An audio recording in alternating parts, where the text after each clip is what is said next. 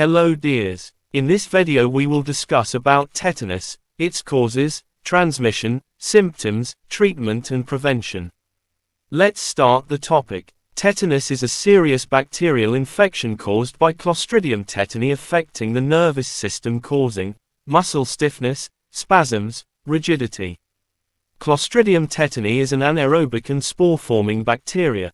It contains a toxin known as tetanospasmin. It is a neurotoxin which is responsible for the symptoms of tetanus. Transmission. Its spores are present abundantly in soil. It enters the body through cuts or wounds contaminated with soil, especially in case of RTA, road traffic accident, for example, bike accident or motorcar accident. These spores enters the body and releases its toxin, called tetanospasmin. Symptoms of tetanus. These are jaw cramping, muscle stiffness, especially in neck and abdomen, trouble in swallowing, seizure or fits, and fever. Treatment of tetanus. It includes immediate wound care, for example during RTA, clean the wounds properly.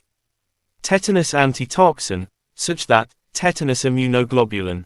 Use of antibiotics, along with supportive care, if the case is severe. Coming to the prevention of tetanus. How can we prevent ourselves from tetanus? Vaccination of tetanus is a highly effective way to prevent tetanus. Types of tetanus vaccines. Firstly, DTaP vaccine, such that diphtheria tetanus pertussis. It is recommended for child under 7 years. Secondly, TDAP vaccine, such that tetanus diphtheria pertussis. It is a booster dose for older children, teens, and adults.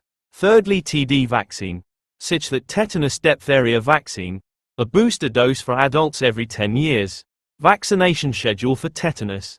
In childs, 5 doses of DTaP vaccine at the age of 2 months, 4, 6, 15 to 18 months and 4 to 6 years.